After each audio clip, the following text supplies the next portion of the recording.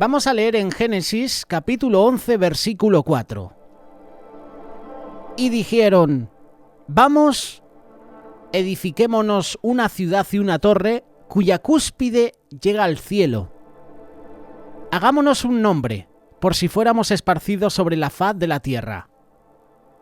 Bienvenidos a este espacio Aprendiendo de. Hoy queremos hablar sobre Nimrod y la Torre de Babel. Para los que no conocéis un poquito la historia o la habéis leído y no os habéis detenido en algunos versículos, hay versículos de Génesis capítulo 9 que nos confirman muchas cosas. También en Génesis, como hemos leído, capítulo 11. Después del gran diluvio, Dios le dijo a los descendientes de los hijos de Noé: fructificad, multiplicaos, llenad la tierra. Lo puedes ver en Génesis capítulo 9, versículo 1. Dios les dijo que llenaran la tierra, es decir, que la poblaran. Dios le había dicho al hombre que se dispersara sobre la tierra y la poblara. Pero el hombre en esencia respondió: no vamos a hacer nada, no nos vamos a dispersar, vamos a juntarnos. No queremos nada contigo, no queremos saber nada de Dios. La Torre de Babel estaba en contra de Dios. Esta torre reveló la actitud desafiante del hombre contra Dios.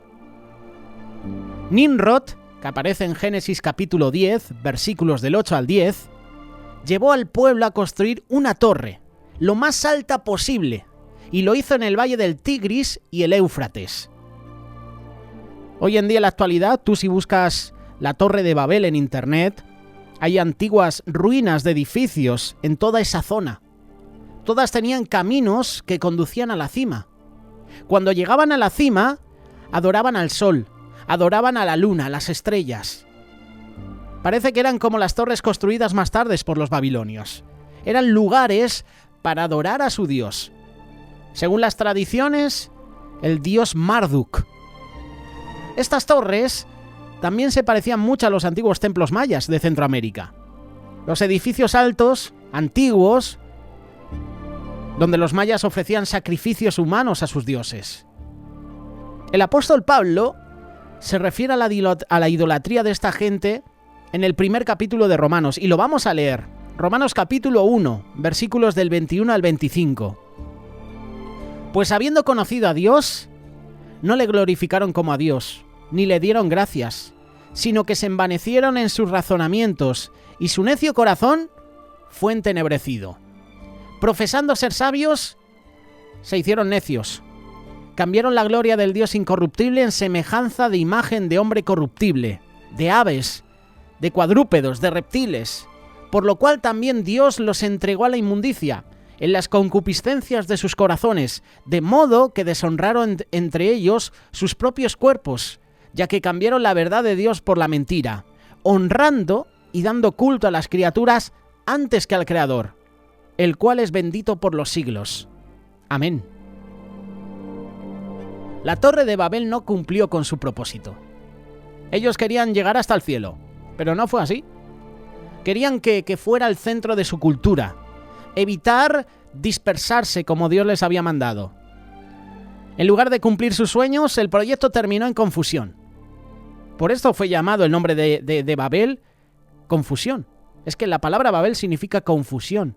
Y fue realmente la torre de la confusión, porque fue allí donde Dios los juzgó al confundir su lenguaje en muchas lenguas.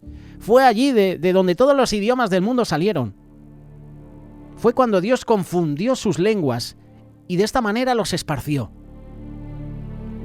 Dios ha enviado hoy la confusión también sobre nosotros como un juicio. Mira las universidades.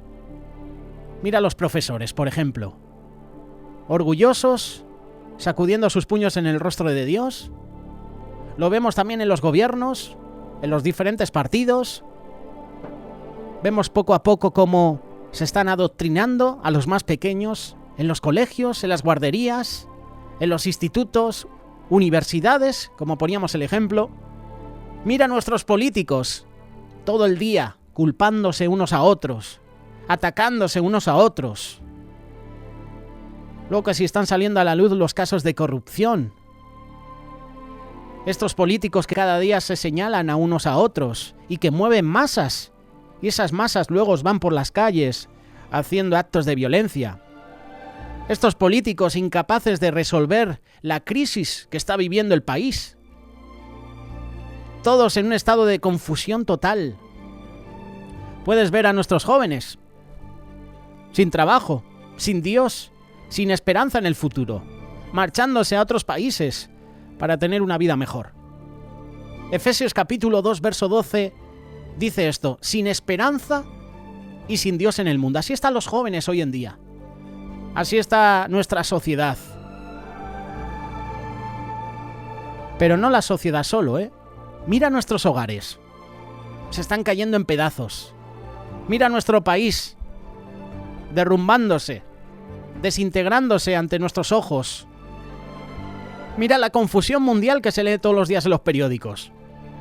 Mira lo que está trayendo esta pandemia. La humanidad está confundida hoy en día.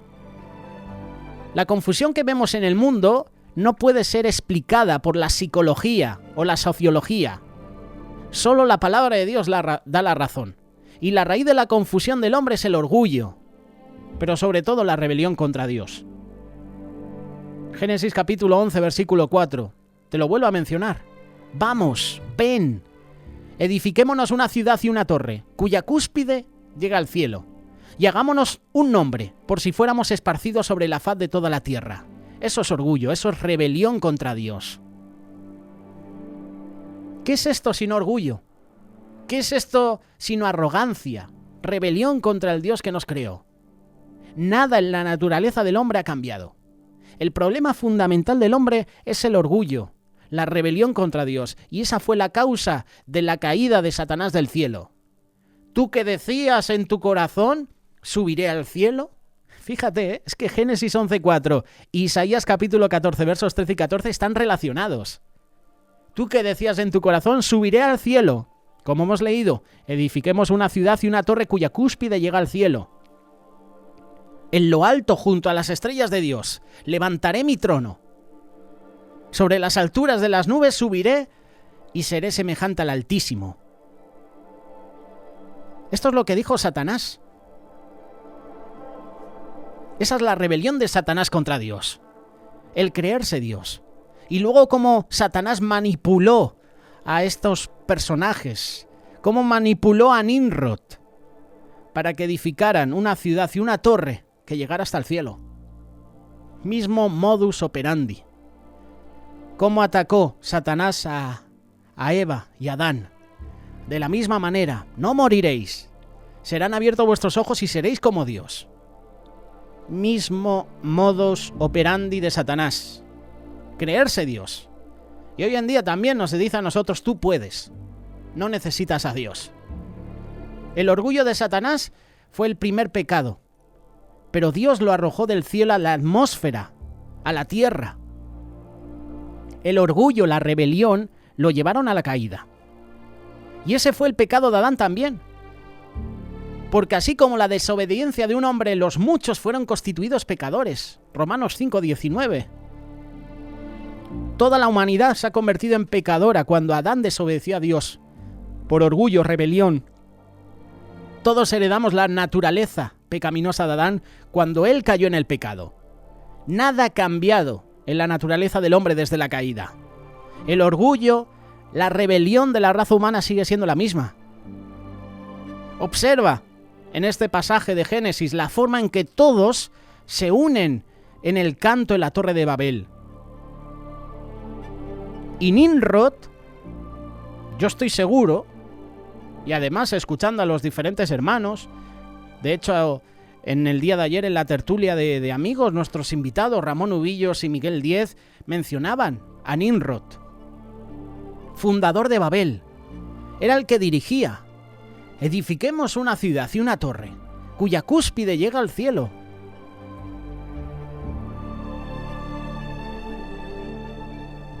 Todos cantaron, todos se rebelaron contra Dios. Nadie protestó, nadie se opuso.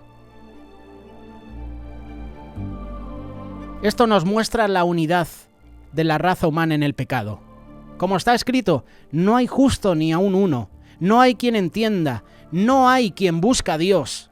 Esto lo decía Pablo en Romanos capítulo 3 y lo podemos llevar a este pasaje de Génesis en la construcción de la Torre de Babel. El problema fundamental del hombre es el orgullo. Esta fue la causa de su caída original y sigue siendo. Tú y yo hemos sido el mismo hombre desde entonces. Ese orgullo siempre florece, siempre nace, siempre sale, siempre se ve. El hombre en pecado siempre cree que puede ser igual a Dios. Incluso a veces pensamos que podemos reemplazar a Dios. El hombre también cree que puede lograr la confianza, la felicidad, la seguridad por su propio esfuerzo. Esto lleva al desastre, lleva a la confusión. Esto se encuentra en el hombre. A veces no nos damos cuenta de la grandeza de Dios. No nos damos cuenta del problema acerca de nosotros mismos. No nos damos cuenta que Dios ofrece la salvación a través de Cristo. El único camino al cielo es Cristo. ¿Quién no conoce a Fyodor Dostoyevsky, ese gran autor ruso?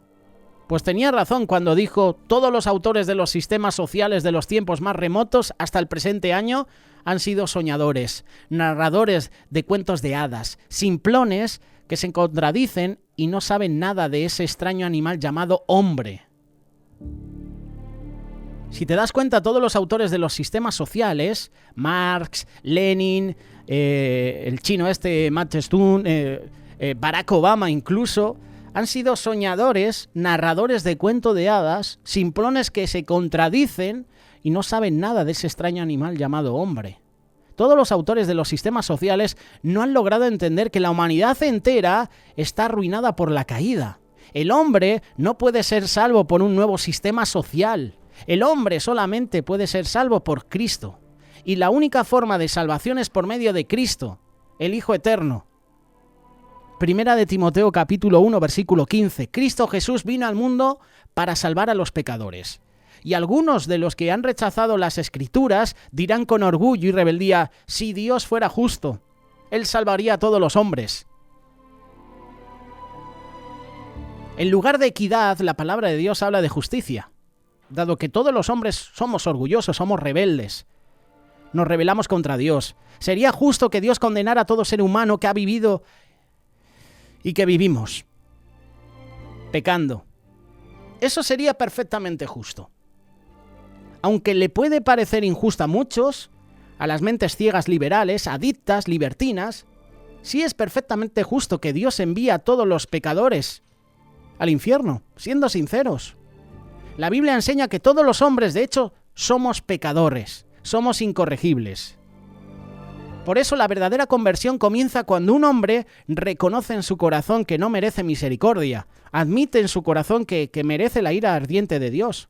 Solo cuando un hombre es quebrantado por el Espíritu de Dios está preparado para la conversión verdadera. Solo cuando un hombre siente, como dice el Salmo 51, verso 3, como dice David, mi pecado está siempre delante de mí, solo cuando un hombre siente eso, se hace candidato para la conversión.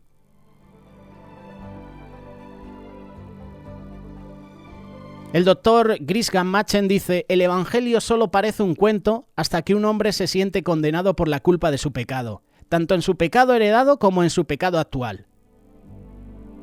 Solo cuando el espíritu de un hombre es aplastado bajo el peso de su pecado original y actual, solo entonces, no antes, se hace dócil en las manos de Dios. Jesús murió en la cruz. Jesús murió en la cruz para pagar tu pecado, para pagar mi pecado. Él sufrió en tu lugar como tu sustituto. Se levantó de los muertos y ascendió de nuevo al cielo para darte vida. Su sangre preciosa puede lavar tu pecado para siempre, pero nunca sentirás tu necesidad por Jesús a menos que se te haga sentir el peso de tu pecado. Te avergüences de tu orgullo, te avergüences de tu rebelión contra Dios. No haciendo como los que construían la Torre de Babel, no haciendo como Nimrod. Entonces podrás ser guiado por Dios, para que digas en tu corazón, como dice el salmista, Salmo 139, versículos 23 y 24, Examíname, oh Dios, y conoce mi corazón. ¿Te suena, verdad, este pasaje? Si tienes una Biblia cerca, yo te invito a que lo leas porque es precioso. David siempre tenía un salmo ideal para nosotros. En cualquier circunstancia, en cualquier momento, el Señor inspiró a David a escribirnos esto. Examíname, oh Dios, conoce mi corazón. Pruébame y conoce mis pensamientos. Conoce mi corazón. Pruébame y conoce mis pensamientos, vuelvo a repetir. Y mira si hay en mi camino de perversidad. Guíame en el camino eterno. Examíname, oh Dios. Pruébame. Conoce mis pensamientos. Mira, Señor, si hay camino de perversidad en mí, que seguro que lo hay. Qué palabras da el salmista. El único que puede acercarnos a Dios es su Hijo Jesús. Su preciosa sangre puede lavar nuestros pecados, nuestro orgullo y sobre todo esa rebelión contra Dios. El único que lo puede hacer es Jesús. Él es el camino al Padre.